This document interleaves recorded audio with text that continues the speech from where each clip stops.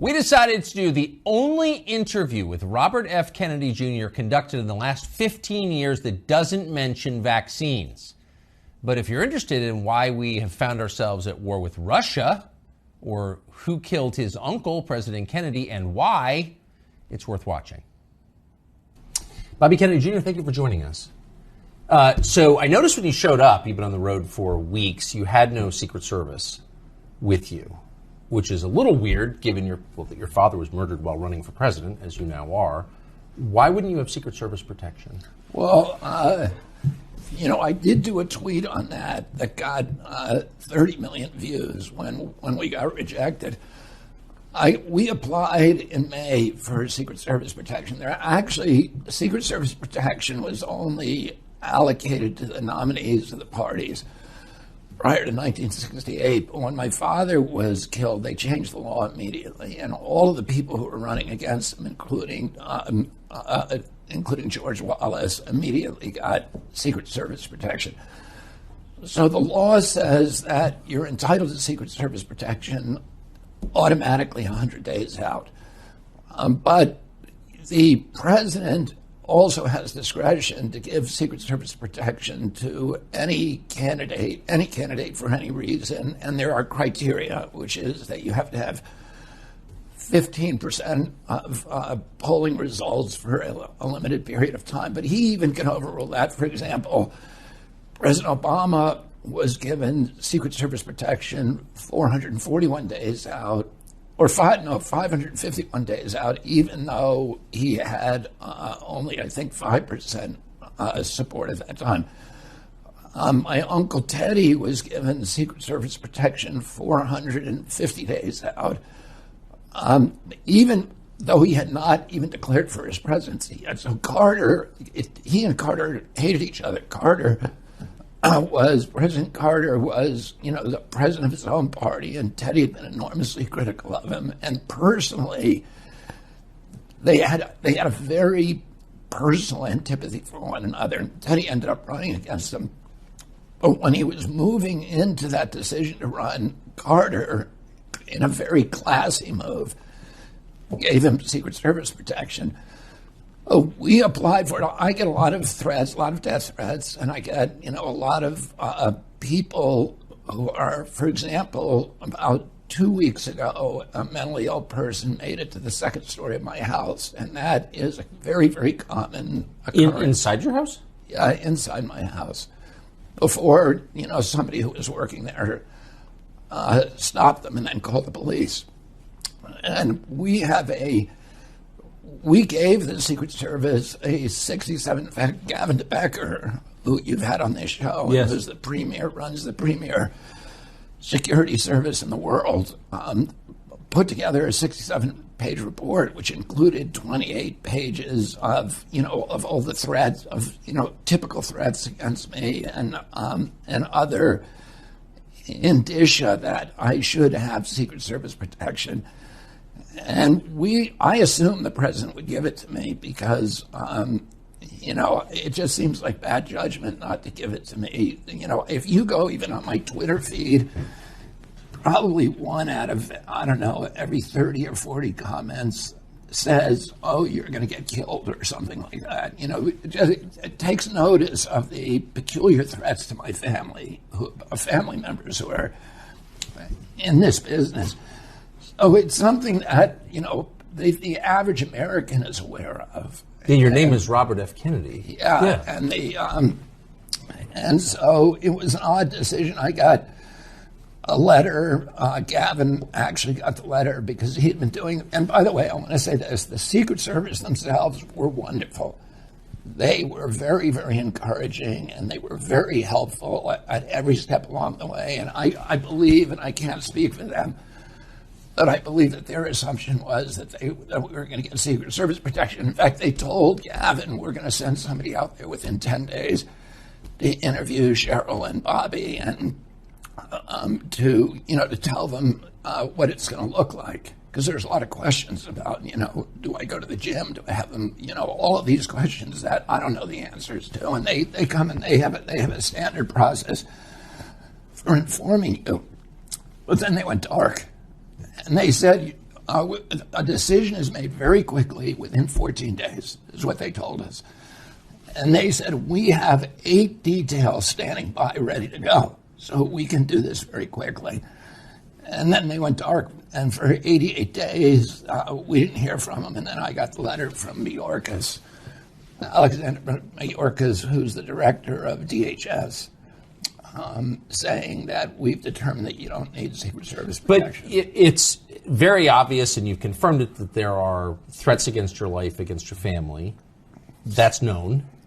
And so if they deny you protection, and they know that, what message are they sending? I don't really know what they're doing. And by the way, you know, we've looked, and there's a guy called Jeremy Hammond who's done a really good article, a really thorough article about the past. And he was not able, and we were not able to find a single presidential candidate who had requested protection from the president and was not given protection. You know, Herman Cain got it, I think, 500 days out.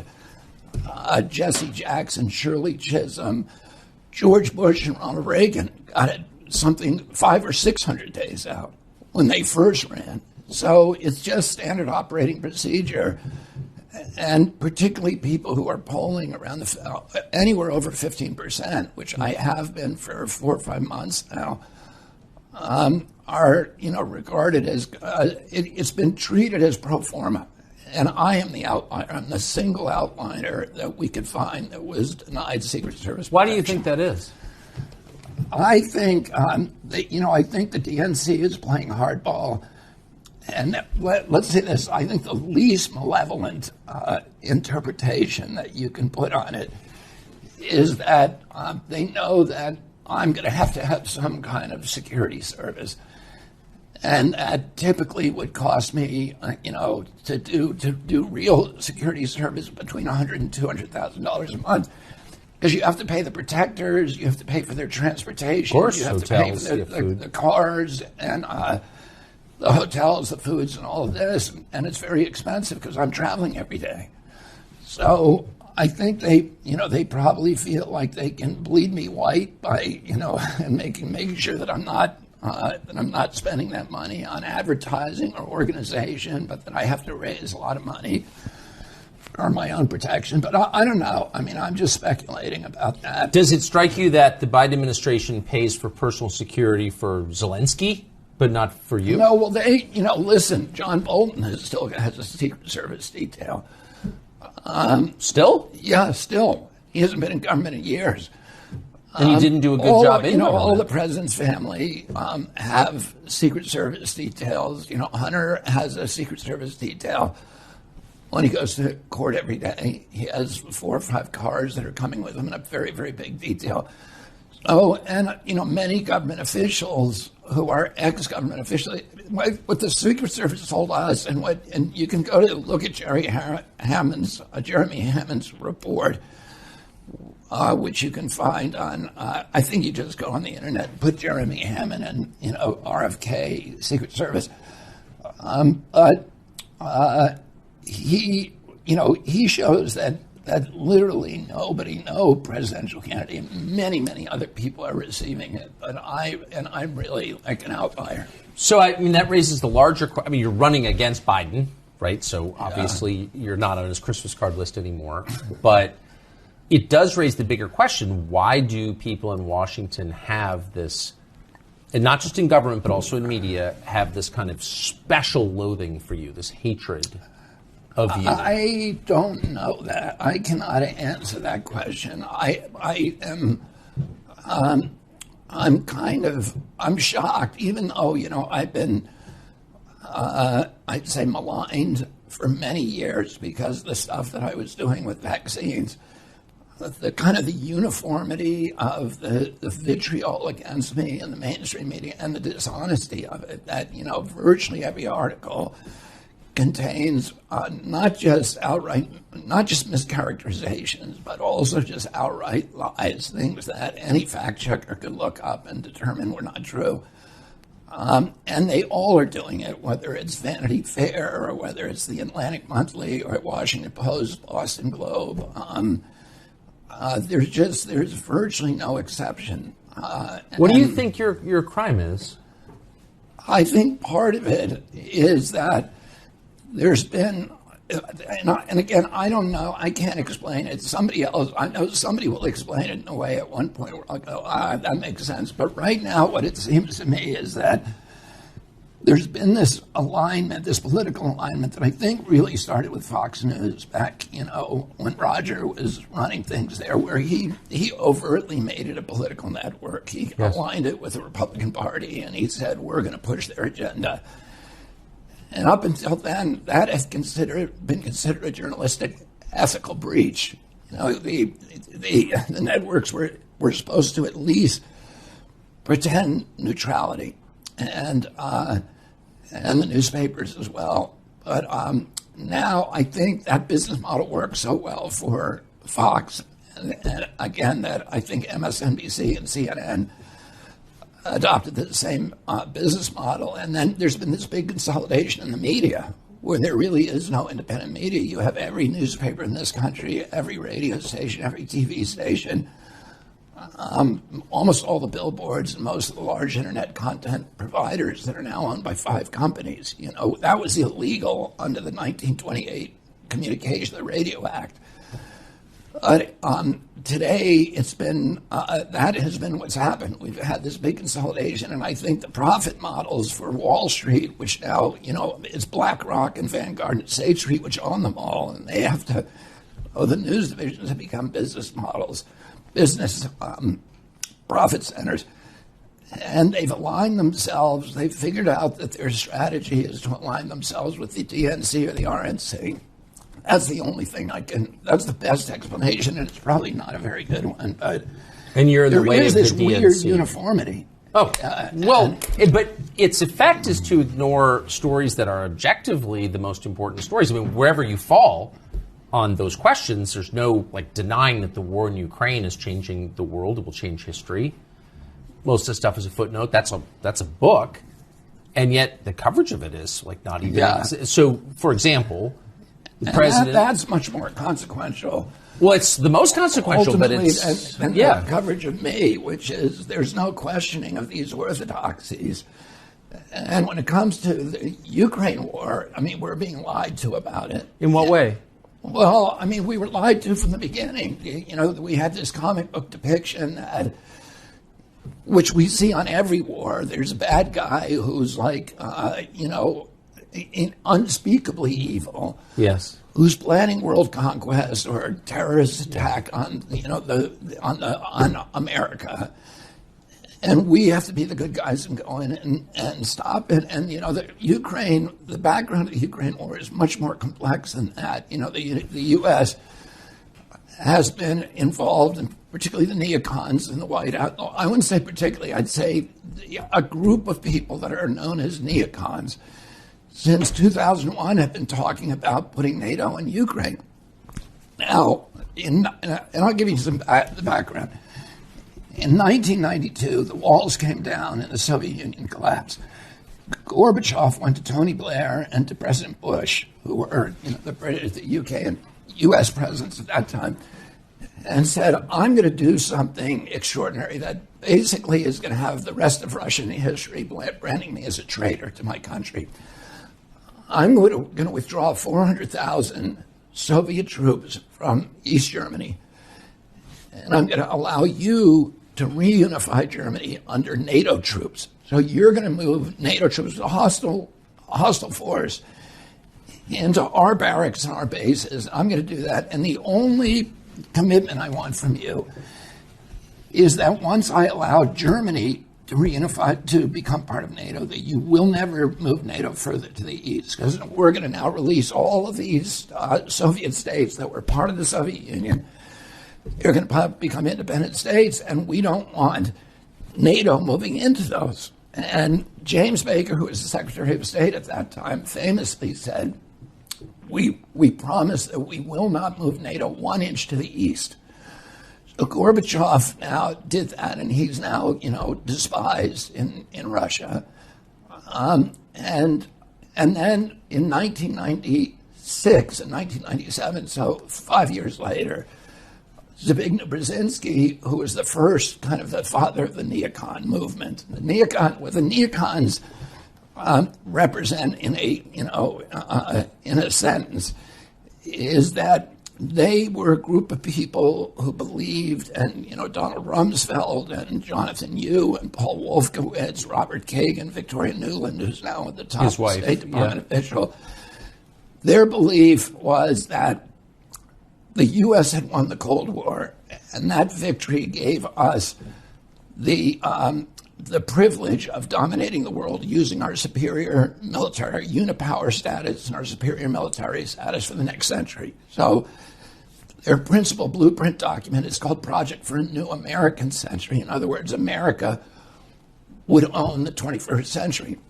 So Brzezinski says, okay, we should start this process by moving NATO into all the former satellite states. Well, and this was 1997. At that time, George Kennan was still around. Now, George Kennan, as you know, was the principal architect of the Cold War containment policy. He's arguably the most important, most respected diplomat and statesman in American history.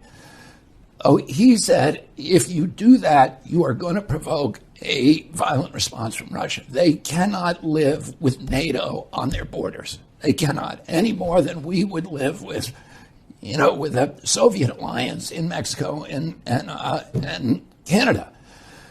At that time, Bill Perry was Clinton's Secretary of State, and Bill Perry said, if you do this, if you go forward with this plan, I'm going to resign because it's so foolhardy. You are forcing Russia into a violent military response.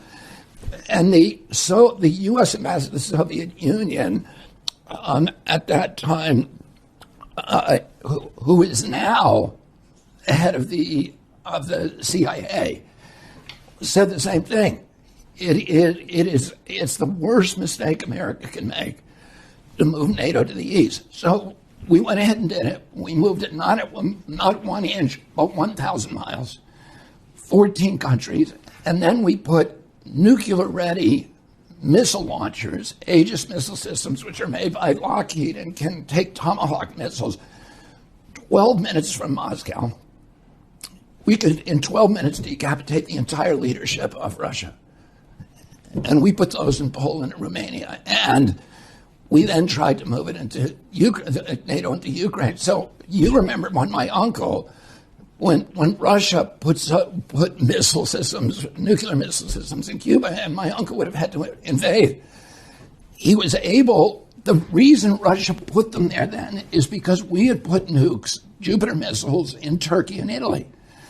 My uncle and father made a secret deal with Ambassador Dobrynin, where they said to him, look, we understand you're angry. You cannot live with Jupiter missiles in Turkey.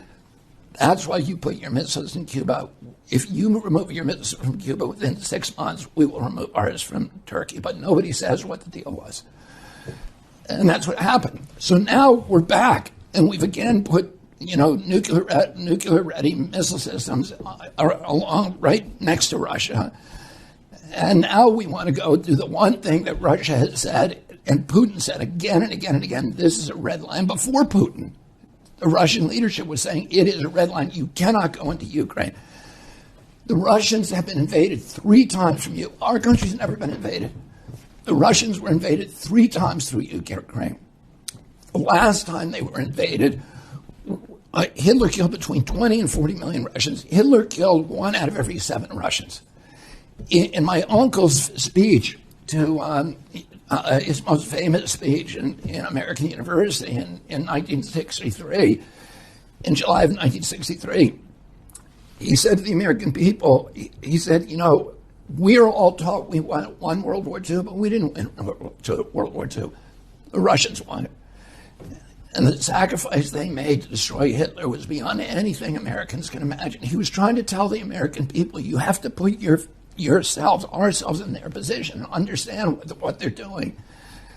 And he said, a third of the country was leveled. Every city, the forests burned, the cities were leveled, the forests and fields burned, Imagine if that happened from the coast, the east coast of the United States, to every city, forest, and field from here to Chicago. That's what the Russians put up with.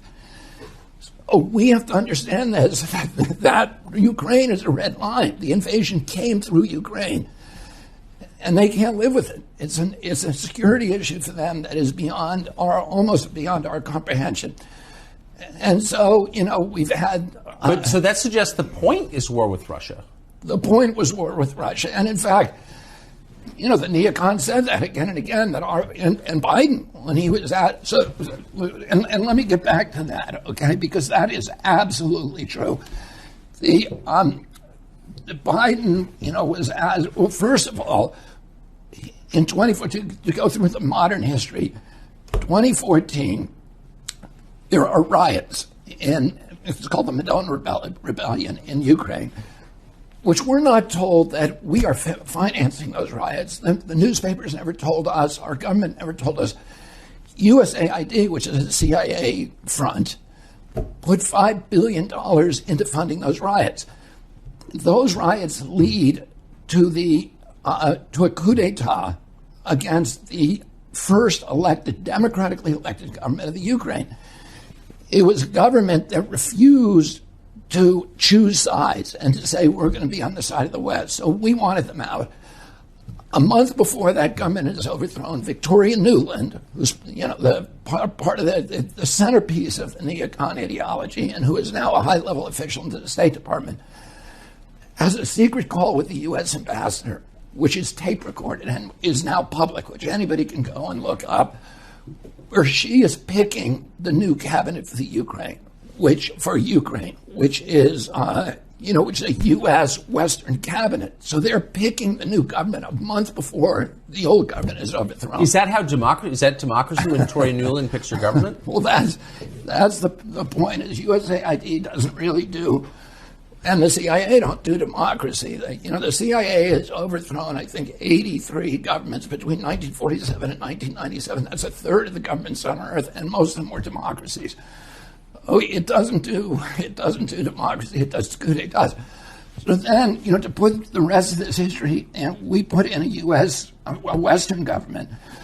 Everybody says, well, the Russians started this by invading Crimea.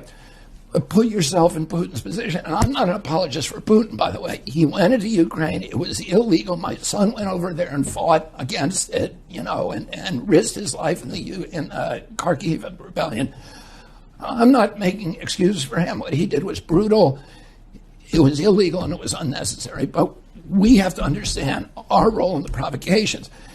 And so if you're in Putin's position, now you're looking at Ukraine, and Ukraine is being run by a pro-U.S. government. What's the first thing he thinks? They're going to take Vladivostok, which is the port in the Crimea on the Black Sea, which has been a Russian port, their only warm water port for 347 years. It's where the Russian Navy is, their sub base, it's everything else. And he says, now this new government is going to invite the U.S. Navy in to take over our facilities. We got to go in there and take it back. So he goes into Crimea. He goes in and takes Crimea without firing a shot or killing a single person. The Crimean population is largely Russian, and they welcome the invasion. So, again, I'm not making excuses for him, but I'm saying we have to understand. My uncle always said we have to understand the position of our adversaries, and what forces are they dealing with. So then in then the Russians now there's as soon as we put in that new government, the first rule they pass is to make the Russian language essentially illegal in Donbass and Lugansk, where 90% of the population are Russian. And there's then peaceful uprising, which people begin dying. They turn violent. Now, which side made them violent is a dispute. But it's not a dispute that the Russians were now being treated. The ethnic Russian population in Ukraine is now being treated like redheaded stepchildren. They're not, they're being slapped around and they're being abused and they're not being allowed to practice their culture or their language. And so there's a vote then in Donbass and Lugansk where they vote 90-10 to join Russia. Russia says no. Putin says no, I don't want you, but let's sign an agreement that protects you. So they put together an agreement with France, Germany, and Russia called the Minsk Accords. The Minsk Accords say leave Donbass and Lugansk as part of Ukraine, but make them semi-autonomous so they can speak their own language, and so the Russians who live there are going to be protected from violence by the government. And the Russian parliament or the Ukrainian parliament won't ratify the Minsk Accords, but France agreed to it, Germany agreed to it, and Putin agreed to it. So then Zelensky runs in 2019. Zelensky is a comedian, and he's an actor. And I'm not saying that in a derogatory way because my wife is a comedian and actor, but I'm saying it because here's a guy with no political background who wins the election with 90% of the vote. Why did he win the election? He won the election because he ran on a peace platform. He ran promising that he would sign the Minsk Accords. He gets into office. The minute he gets there and he's told everybody, I'm going to sign the Minsk Accords and settle the peace with Russia, he suddenly pivots. And we don't know what happened, but the rational assumption is that the U.S. government told him he could not do that. So that Victoria Nuland and Anthony Blinken and Avril Haines, who's the DNI, Director of National Intelligence, told him you cannot have a peace with Russia. Plus, people within, ultranationalists within Ukraine told him if you sign that, we're going to kill you. And a lot of people say, anyway, they threatened him with death, and that is pretty well documented.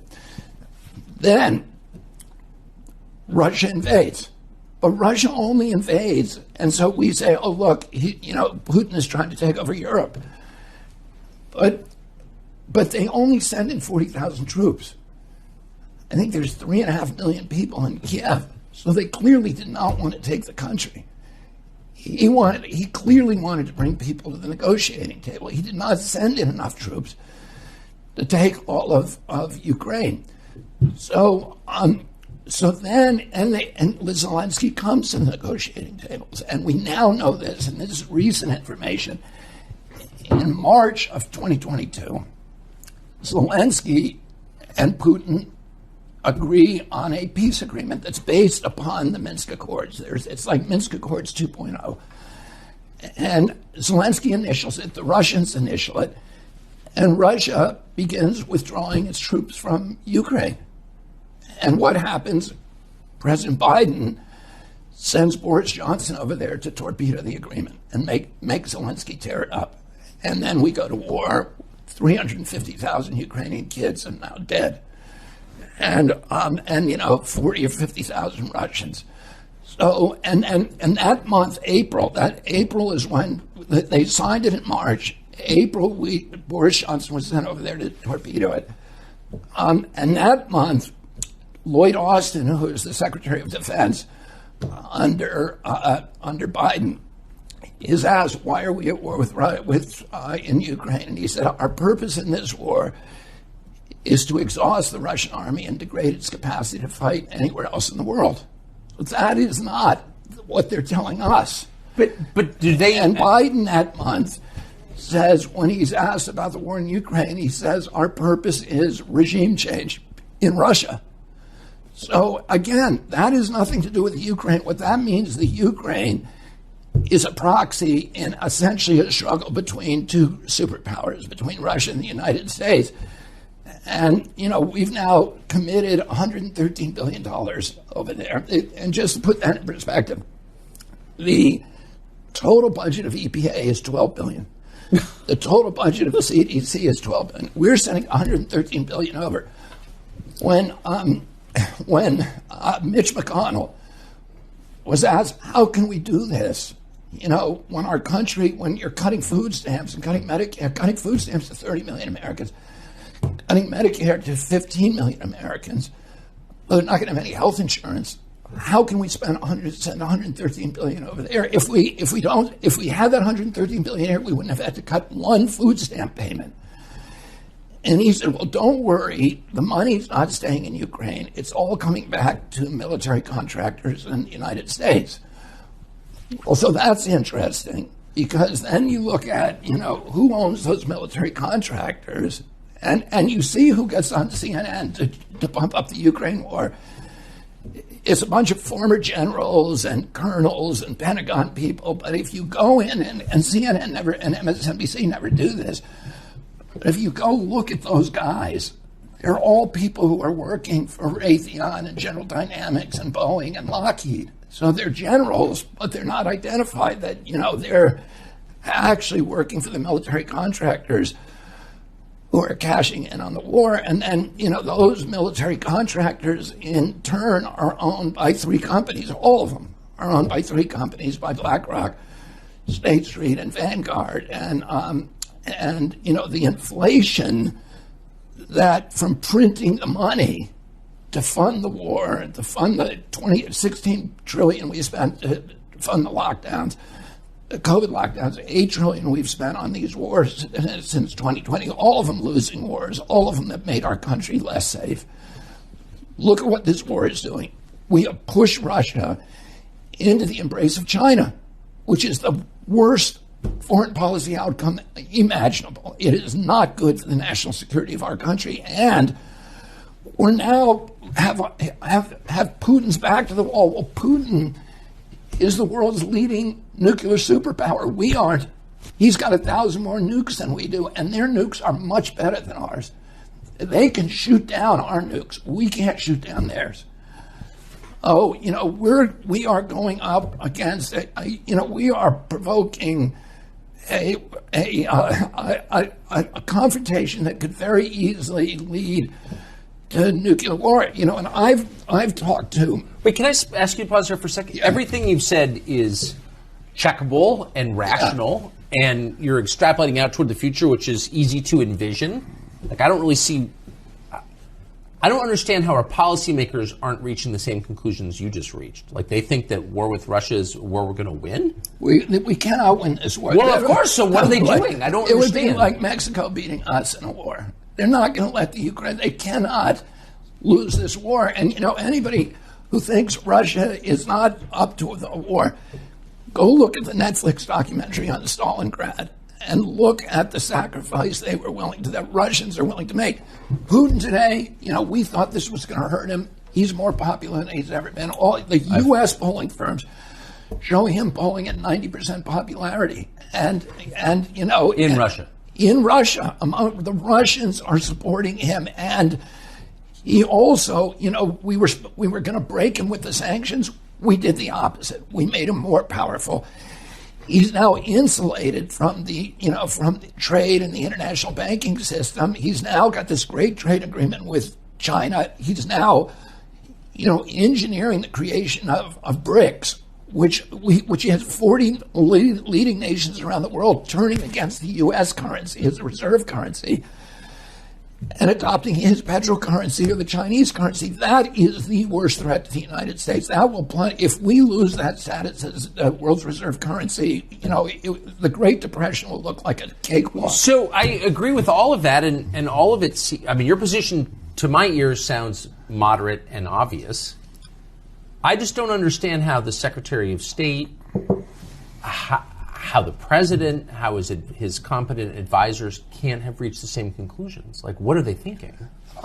Unfortunately, I think, and I share your sense of mystery about that, but I don't, because what you're saying is not crazy. It's not like some far-out theory. The only way I can explain it, and I'm not, I don't like to look into other people's heads and tell why they're doing one thing or another.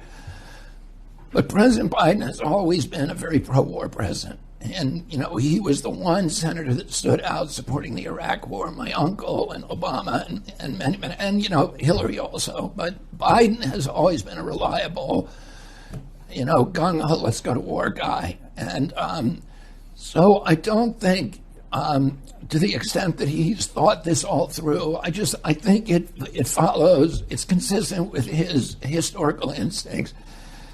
And then he's surrounded by people who are, these are the same people who got us in the Iraq War. I know. Look at what happened. Let me go through what happened in Iraq. Just for, give me 1 minute to summarize we were tricked into Iraq by the neocons, who told us that Saddam, who had something to do with the World Trade Center, which was a lie, that he had planted the anthrax attacks that came 5 days after the World Trade Center, which was a lie. That turned out to be, the intelligence agencies and the U.S. military at Fort Detrick. That anthrax the FBI found came from Fort Detrick. So it was somebody in the U.S. government who sent it to Patrick Leahy and Tom Daschle, who were the two senators in the week after 9/11 who were trying to block the Patriot Act. And it shut down Congress, and the Patriot Act went through. And and then they told us... Wait. Really? Yeah.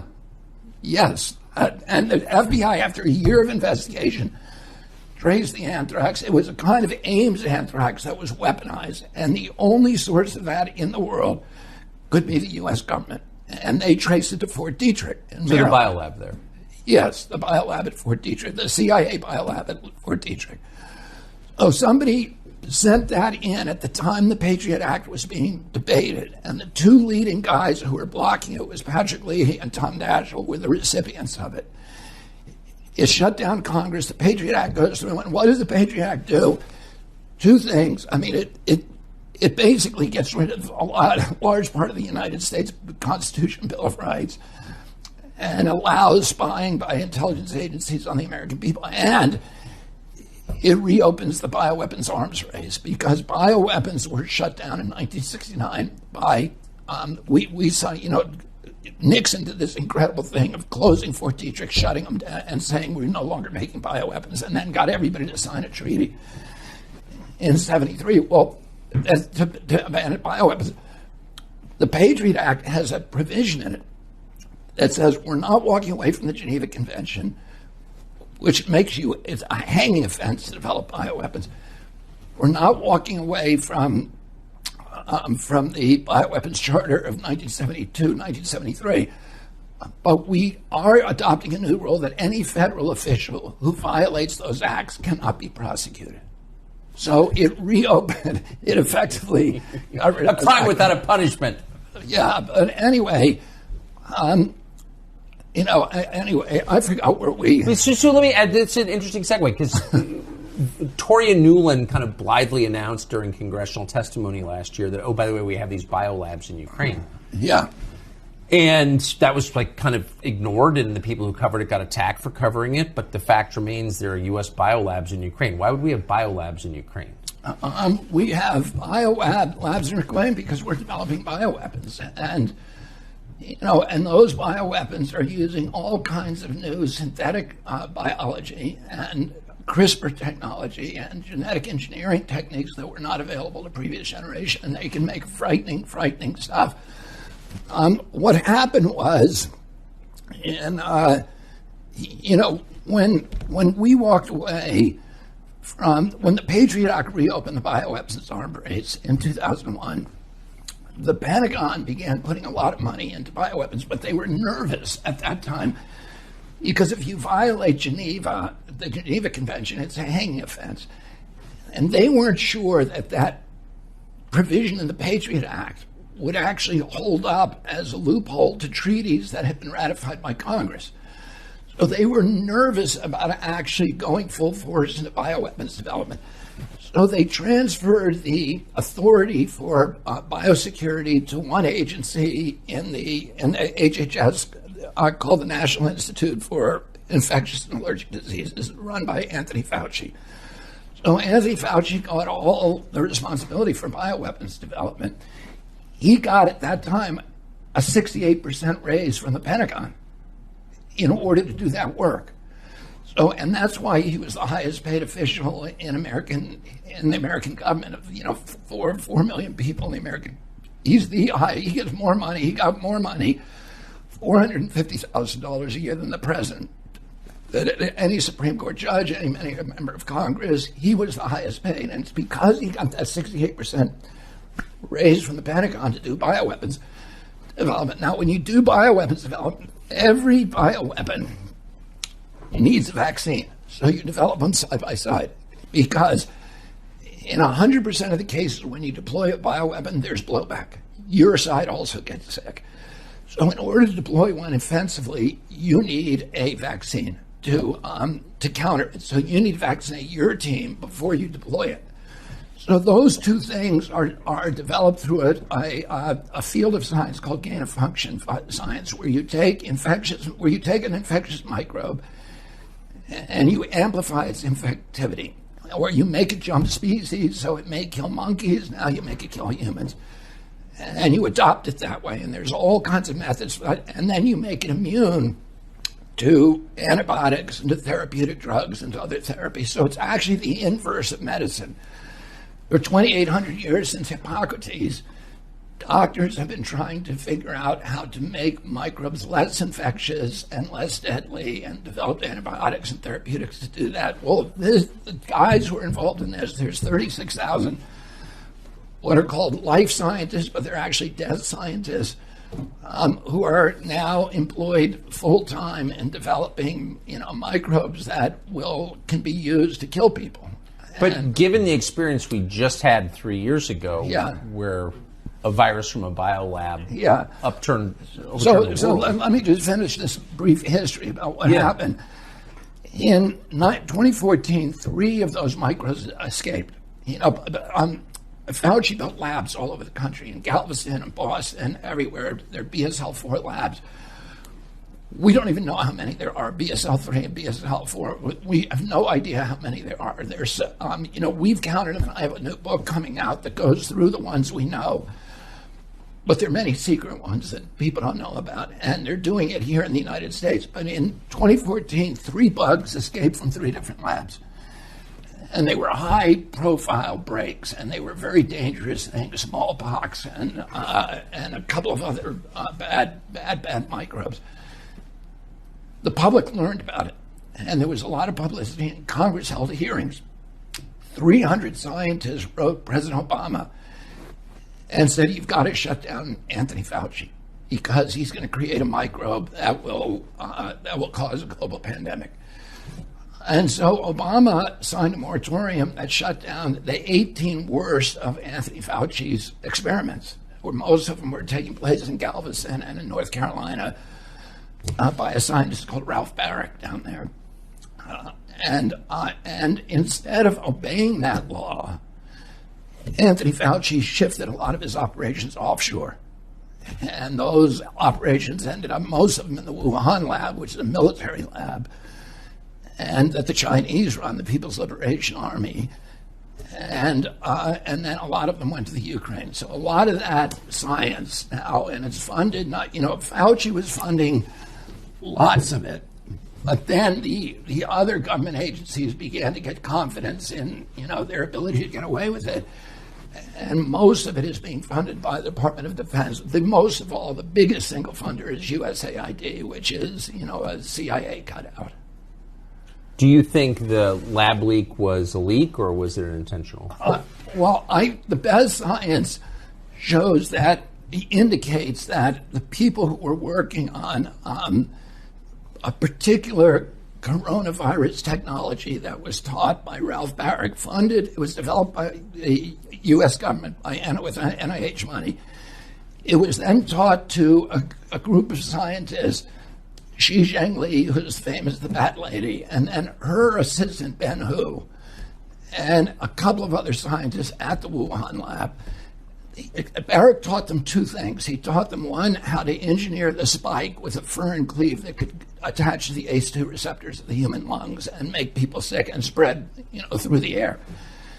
He taught them another trick that has nothing to do with public health, conceivably, which is a technique called seamless ligation, which is a technique for disguising the evidence of human tampering. So you can make the microbe, and then you can erase the evidence that human beings actually made that microbe. and Ben Hu was leading that research.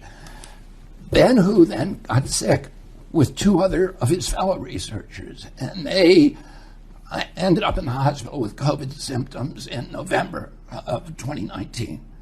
So it appears that Ben Hu, the subway line that goes past the Wuhan lab and goes straight to the airport, all the original cases were along that subway line.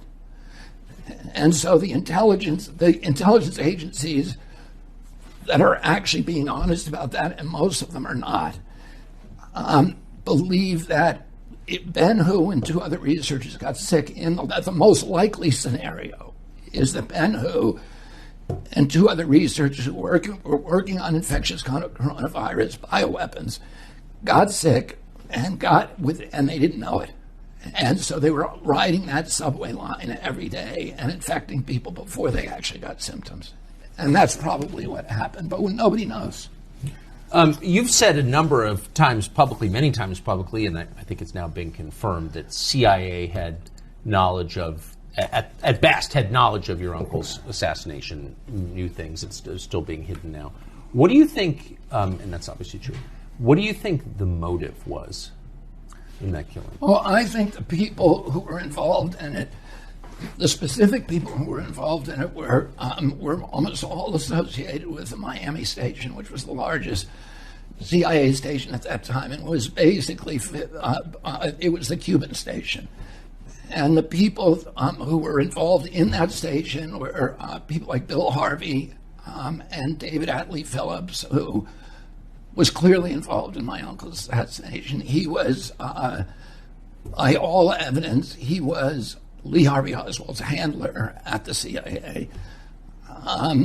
And then E. Howard Hunt, who made a confession, David Morales, who is the chief hitman. He ran the Operation Phoenix program in Vietnam. He killed 10,000 people, civilians over there, murdered them. And he also gave a confession of being in Dallas. And then there were most of the people were associated with Cuba, and the impetus came from that group of people who were angry at my uncle for not sending in air cover during the Pigs invasion, and even more so after the 1962 Cuban Missile Crisis. My uncle then developed this friendship with Khrushchev, and he shut down all of the Cuban attacks by Alpha 66 and these other groups that were harassing Cuba. They were sinking ships, sinking Russian ships. They were operating flotillas out of South Florida and doing raids on. And my uncle and father sent the Coast Guard down to confiscate their boats and their weaponry and to arrest the ones that continued to do it. And those people, those individuals, were also, have been traced and tracked to the assassination, over the years. And they're now. There's been, there's millions of documents. I mean, but why not release all the documents? What doesn't make sense to me is why not just admit it now? I mean, no one you describe is still alive. There's no living person. Everybody now, virtually. So why wouldn't Biden declassify these documents? I don't know why, and why would Trump not? I agree. I know why Trump wouldn't, because he was convinced by Mike Pompeo not to. So, and it's not an excuse, but not, he should have. We don't know what Mike Pompeo said to him. No, but that's the point. What could possibly be the law requires them to do it. So the JFK assassinations law required that all documents be released by 2017. Yeah, and yet they refused. So they. But it suggests that there's something about big 4,000 of them. That are left, and you have to assume. And again, I try not to talk about things that I cannot document. Right. But I think it's a fair assumption that they're not protecting individuals; that they're protecting some institutional interests. What's the most powerful institution in America? Well, I'm not going to. I don't know. So I don't know, You don't know? No, Yeah, I don't know. but there must be something, because like, why wouldn't they just release it? And by the way, for people, you and I having this conversation about who did the assassination, why they did it, a lot of that is the stuff that I've told you, and I've tried to stick to things that, that are documentable, and the names, et cetera. But for people who want a real, kind of a panoramic view of what happened, I think the best book that's been written about this is Jim Douglas's book, which is called The Unspeakable, because he's done something that, after the Warren Commission, that became the orthodoxy. And the New York Times and all the major news organizations have enforced that orthodoxy, and anybody who challenged that orthodoxy becomes a conspiracy theorist. And in fact, in 1967, the CIA sent a letter out to a telecom out to all of its Operation Mockingbird people, which are all the assets it had in the American press, more than 400 people, editors, senior writers in the American press, saying, from now on, anybody who questions the single gunman theory of the Kennedy assassination should be characterized as a conspiracy theorist. And they didn't coin the word conspiracy theory, but they popularized it with that memo. They sent a memo out to all their stations saying that talk should be discouraged. So but what happened after that is then in 1979, the House Assassinations Committee met for a year and a half, and they looked at much more evidence than the Warren Commission did, including, Alan Dulles. Alan Dulles had run the Warren Commission. He was the head of the CIA who my uncle fired. When my uncle died, he said, I'm glad the little shit is dead. He thought he was a god. That's what he said to a young reporter. And then he becomes head of the commission that is, it shouldn't have been called the Warren Commission. It should be called the Dulles, because Earl Warren had a full-time job at the Supreme Court. All the other guys on the Warren Commission had full-time jobs as senator and congressman. The only guy who went to every meeting and, looked at every piece of evidence and developed the questions for the witnesses was Alan Dulles. He was running the entire Warren Commission. And he should have been the prime suspect in the crime. And he was communicating secretly with the people at the CIA, with David Atlee Phillips, with George Johannides, who was the CIA liaison, telling them what questions were going to be asked and what they should reveal, and with J. Edgar Hoover at the same time. Well, the whole thing was a coordinated kind of kabuki theater. But then Congress goes back and investigates it in '79.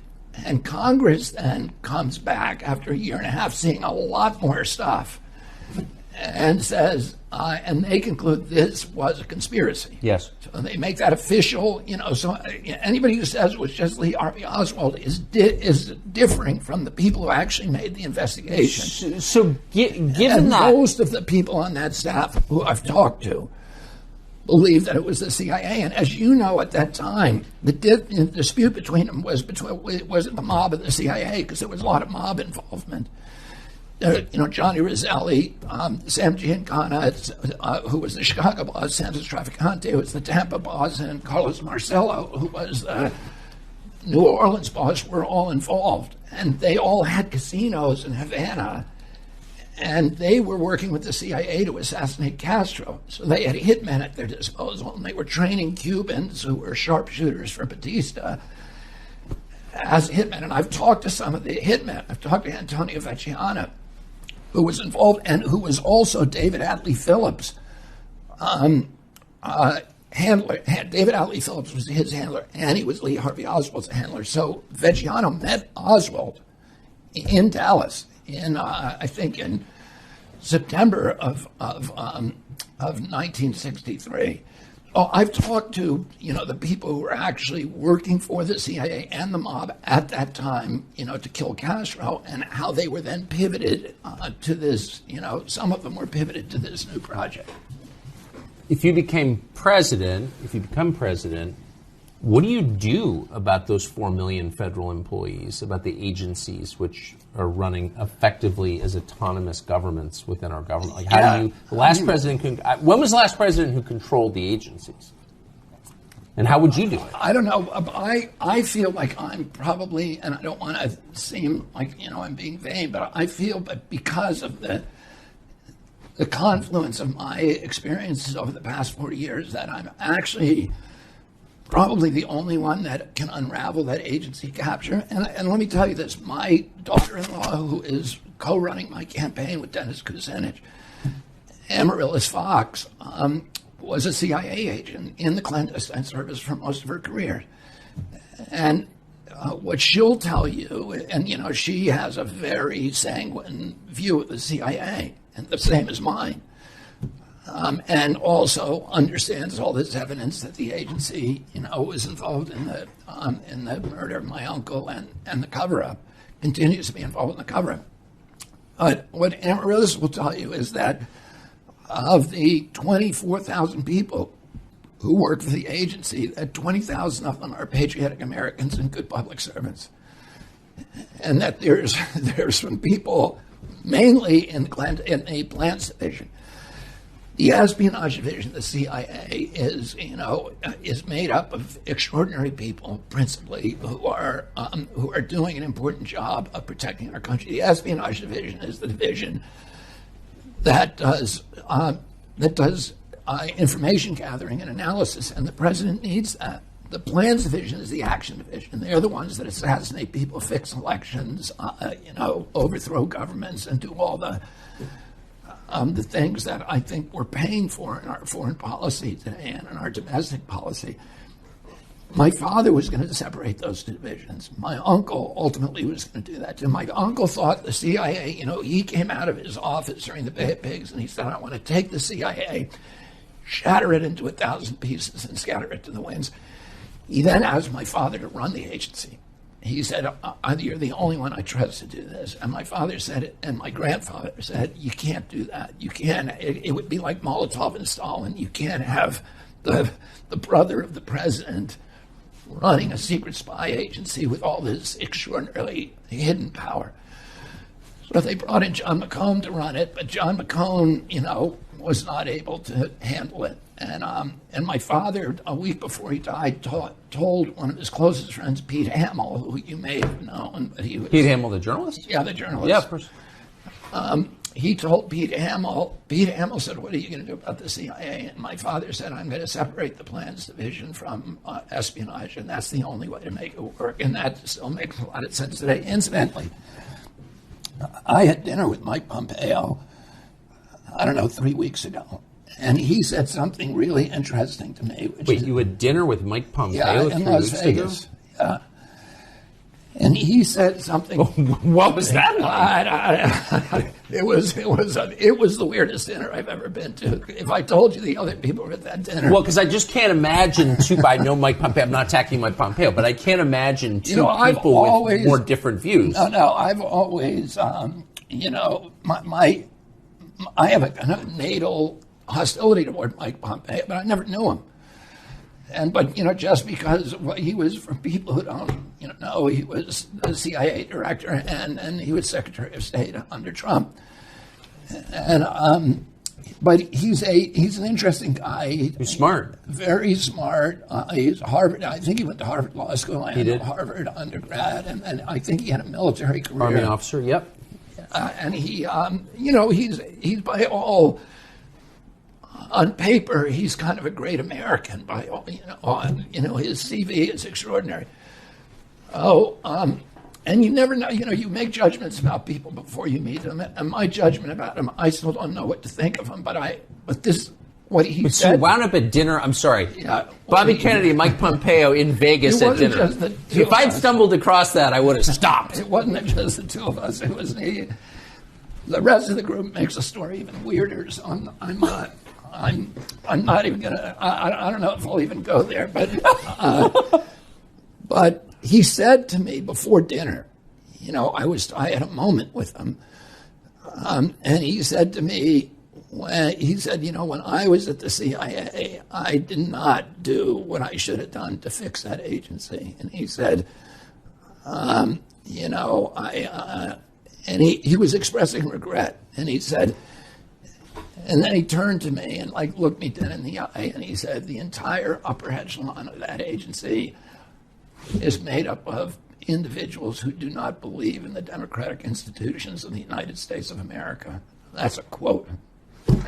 But so it was Mike Pompeo who convinced Trump not to release the file. And it was a guy who worked for Mike Pompeo texted me the day after I revealed that those files showed CIA complicity in your uncle's death, which they do, because I talked to someone who read them.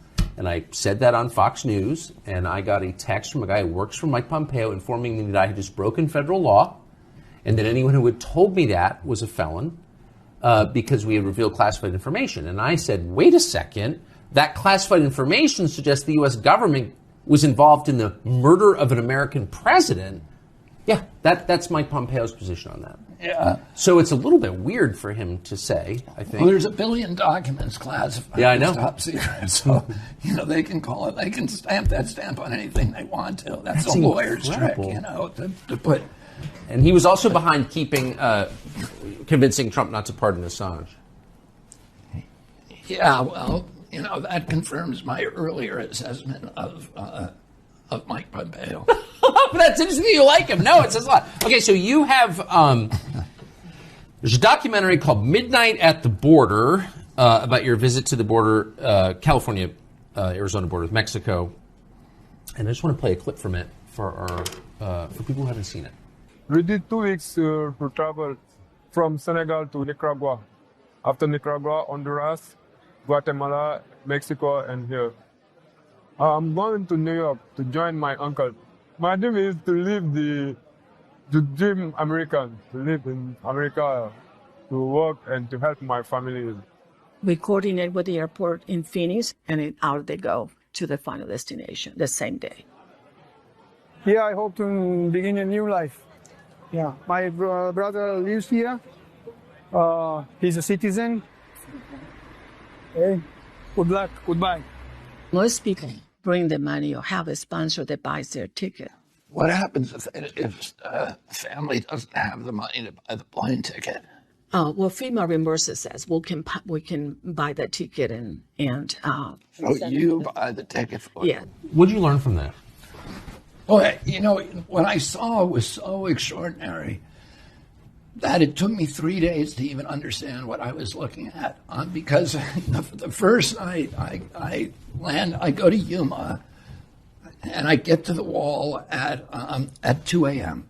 And I watch the first group. There's a gap in the wall there, and I watch the first group come across, which was about 110 men from West Africa, mainly from Ghana. They're all, sort of military-age men from Ghana. And by calling them military-age men, I'm not making any implications about what they're here for. I'm just saying it's just a way of describing them. They were people, between 18 and 25 from Ghana. So I expected to see a lot of Central Americans coming up, and then and that was not what I saw. And then the next group was, again, about the same number. There were 2 busloads of people, and I interviewed every one of them. I talked to each one. And I want to say this. What we're seeing there, a lot of people come to this issue of, I think we need to close that wall. We need to close the border right now. And I'm going to explain to you why. But a lot of people come to this issue from sort of a nationalistic or even a racist or xenophobic posture. And I'm not coming from that place. I'm coming from a place of compassion and a place of, just concern for our country. And this is a heartbreaking humanitarian crisis, and everything that happens to these migrants along the way is terrible. Oh, the next group that came, and what's happening to our country is a catastrophe. And by the way, I was a person who ridiculed Trump's wall. Okay, so, and now I've been down there and I've talked to everybody down there. And, I have a different position. I don't think you need to build a 2,200-mile physical barrier from, San Diego to Brownsville, Texas, but we definitely need physical barriers in the densely populated area. Definitely, because we cannot survive with what's happening there now. The next group that came over were, again, about 110 people. There are 2 busloads. The cartels dropped them right on the other side of the wall in these buses, and there's 55 people per bus.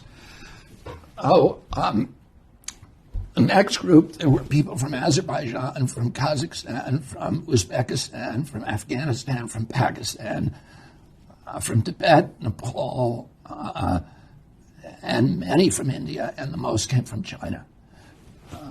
There were only 2 families we met the entire night who were from Latin America, none from Central America, interesting. One from Colombia and one from Peru, and they were the only ones who had legitimate claims, of asylum claims. Everybody else we talked to said, I'm here to have a better life. Well, that is not, if that's why you're coming to America, then you have to go through the front door. You go to the embassy, yeah. You go to the embassy. So they don't even have any legitimate claim to be in the United States. Nevertheless, the Border Patrol, and the Border Patrol is so disillusioned and discouraged. There's 9 of the Border Patrolmen, we were told, had committed suicide in the last year because of what they're being forced to do. They are not protecting the border. What they do is they fingerprint. They can only hold the migrants for 72 hours. They fingerprint them, and they see if they have a criminal record. If they have a criminal record, they're put in a different process. But otherwise, they're then asked where they want to go. And if they don't have a plane ticket, they are brought to the airport. The DHS purchases them a ticket and sends them anywhere they want to go in the United States. So the country's getting poorer every year. Our country's getting poorer every year. We're in a poor place right now. Who came up with, why do we owe plane tickets to people who come here illegally?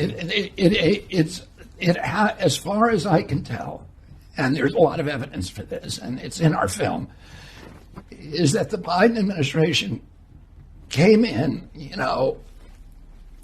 in the same position I was, which is the wall is bad, but more importantly, any idea that Donald Trump had is a bad idea. So they just opened the border, and they've had this open border policy where they have not hired the judges. That's the most important thing that needs to be done. The judges need to be hired so that these cases, the asylum cases can be adjudicated right at the border, and people who are not entitled to asylum are sent back. But that's not what's happening. What happens is they're all given claims, and they're told to appear in court, and they go to an arraignment fairly soon after arriving in Boston or New York or Miami or wherever, Minneapolis, wherever they're going. And then they're given a court date, which on average is 7 years out. So they're in. I hope next time I get arrested, I get the same courtesy. Yeah. So they're in our country then for 7 years. And let me just tell you from their point of view what's happened. First of all, the cartels are now controlling our immigration policy in the United States. All of these people who came across knowing exactly what was going to happen to them because they had seen it on advertisements the cartels are sending around the world on TikTok and on YouTube. It tells you what you need to do to get in, what airports you fly into, what visas you get, how to get them, and how to get to the cartel parking lots where the buses will take you. Some of them fly into Nicaragua. Most of them fly directly to Mexico City and from anywhere in the world. These are not, Central American, Latin American. They're coming from everywhere. They fly to Mexico City. The cartels assist them getting a Mexican visa. And then they are put on a domestic flight to Mexicali. And in Mexicali, there's a big parking lot with buses operated by the cartels. The cartels charge them between $10,000 and $15,000 a piece to get through, and then they drive them up to the wall and they unload them. We watch them unloading them on the other side. They large numbers of them get abused. They get extorted. They get exploited. They get robbed, raped, beaten. The Peruvian family that I met had every penny taken from them. He said, my whole life savings was taken from me. There's a tree that we could see from where we were when it was daylight. It's called the rape tree, where the cartels extract final payment from women who are crossing the border. If there are attractive women that they, in their view, and I don't mean physically attractive, but if attractive for whatever their purpose is, to sell or to traffic or whatever, or children. Those children are separated out. The Colombian family had lost a girl, and a teenage girl, and the father was desperate, and she had been separated from them by the cartels before they passed. Oh my gosh! And 85,000 children have disappeared in this process. It's monstrous. So but then let me tell you this: they get into our country, and there's a lot of people who are well-meaning, mainly liberal people who care, who see themselves as deeply caring people, who say we should have sanctuary cities, and we should, these people should be treated with dignity. But what really happens to them in real life is that they get here, and then they, for 7 years, none of them are legal. So they are now subject to terrible exploitation by unscrupulous employers all over this country. They're getting paid $6 or $5 an hour because they have no leverage in their employer. Of course. And that dampens the wages for every other American. That's exactly right. It steals the leverage from American workers, too. And there's 16 million of them here now. And they're crushing the social safety system, social safety nets. In cities like New York has 95,000 of them have landed in New York. New York is now thinking of turning Roosevelt Island into an open-air refugee camp. And there's a proposal that was on Bloomberg of turning Central Park, or parts of it, into open-air camps for migrants. So, and that, Eric Adams, who's the mayor, has been saying this has got to end. We have to close the border. And a lot of these mayors who were people who were saying we're sanctuary cities and getting that, aligning themselves with that, are now seeing what it really means. And it does not mean treating people humanely. It is the worst possible thing we can do. Meanwhile, 7 million have come across in 3 years, 7 million illegally. In that same time, there's only been 3.1 million legal immigrants. So these are the people who waited in line. For every one of them, there are more than 2 illegal ones coming across and taking those places. And that, a lot of the it's not something that's sustainable. It's something that needs to end right away. And the cartels which are making billions, the Mexican drug cartels, are literally running U.S. immigration policy this time, not the President of the United States. And corrupting the Southwest of the United States. Last question, will you succeed in getting a debate with Biden, do you think? I don't know. I mean, I think it's not very democratic to not do the debate. I hope that he will debate me, and I can tell you this, and I also hope that he'll come out and campaign, because I'm seeing a vision of America in that, both Trump and Biden are boasting about the economic prosperity that they've brought to our country. It's unusual to have 2 former presidents running against each other. Both of them are proclaiming their economic record. But I'm seeing things in this country that I never believed that I would see in the United States. People living in a level of desperation that I don't know. I've talked about. I have a friend called Keith Amato, who is, and I represented commercial fishermen for almost all my career as an environmental lawyer. And he's one of my closest friends. And he worked hard his whole life fishing out of Wellfleet and P-Town and Chatham. And his son-in-law now owns a fishing business, but he has no pension, and he's on full disability. He had a lot of injuries and a lot of damage during his life. So he was collecting food stamps, $283 he was getting a month, and it's critical to his survival. Even then, he was telling me, I have to switch recipes to be able to get through the checkout line. I have to buy cheaper recipes and get fillers, etc. And in the last 2 years, the price of food, because to fund these wars that we're funding, they print money, and that means inflation, and that's a tax on the poor. Oh, the price of food has gone up by 38%. The price of basic foodstuffs, chicken, eggs, and milk have gone up 78%. So his food stamps were 78%, less valuable. On March 1st of this year, he got a phone call from a government phone call, robocall. The recorded voice told him that he was getting his food stamps cut to $23 a month, so 90%. 30 million Americans got that phone call. And, that's the same month we ratcheted up our contributions to the Ukraine at 113 billion. And the Fed printed 300 billion unanticipated dollars to pay for the failure of the Silicon Valley Bank. There's lots of money and we began cutting 15 million people from the welfare rolls. Since then, 4 million have been cut. This is on Politico this morning from the Medicare rolls. So there's no money for poor Americans, and the people that I see are living because of the inflation and because of what's happening with this desperation.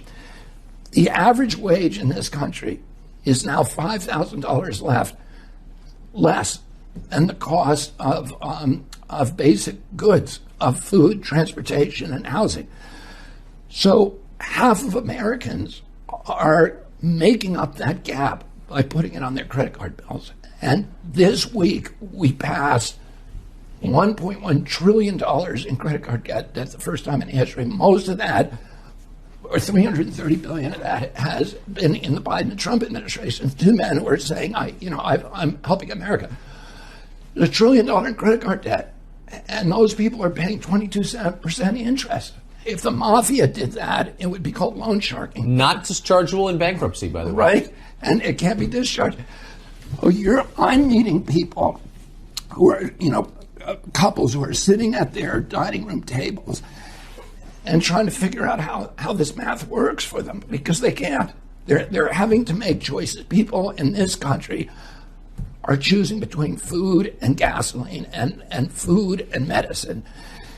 And they're listening to a little baby crying in the room next door, young couples, and have to wonder whether that baby is $50 sick or $100 sick or $500 or $1,500 sick before they bring them to a hospital. And, my wife and I were talking about it the other night, and we were talking about this epidemic of depression and mental illness and anxiety that is afflicting Americans, the deterioration, the sense that the wheels are falling off. And she said, that's the way I felt when she was living in poverty. She said, that's the way I felt when the engine light came on my car, because I knew there was no money to pay it. And you have all these Americans now who are living hand to mouth, and they do not feel that anybody is listening to them in the political process. They feel they've been completely abandoned by the Democratic Party and the Republican Party, and that those parties are now serving elites, and that their voices aren't being heard. And particularly now, the Democratic Party has had this very interesting shift where when I grew up, when my uncle was president, my father was in, the Democratic Party was where the people who were poor and working people were. And today, 70% of the wealth in this country is owned by the Democratic Party and only 30% the Republican Party.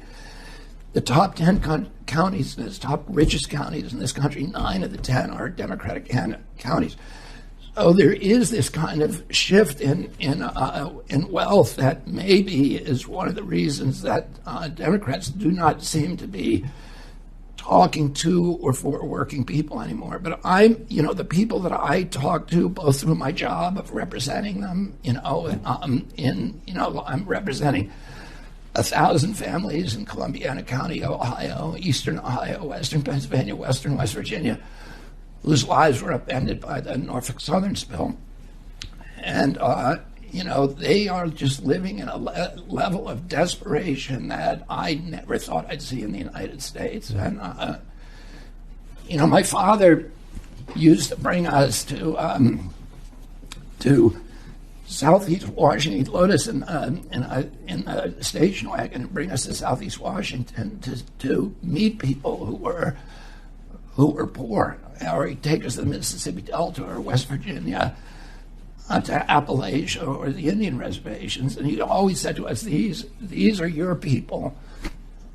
He said, "The people who are wealthy and the people who have, who are the big corporate leaders and titans, they don't need the Kennedys. They have lawyers and they have PR firms and they have lobbyists." And he said, "These are your people." And he came back from the Mississippi Delta one night, and he said, we were all eating. There were like 9 of our kids in the dining room at that time. And he said, I was in a tar paper shack today. There were 2 families there, and they eat 1 meal a day. And the kids go to bed hungry. And he said, when you grow older, I want you to do something about those people. And that's one of the reasons that I'm running. Robert F. Kennedy Jr., thank you very much for that. Thank you. Appreciate it.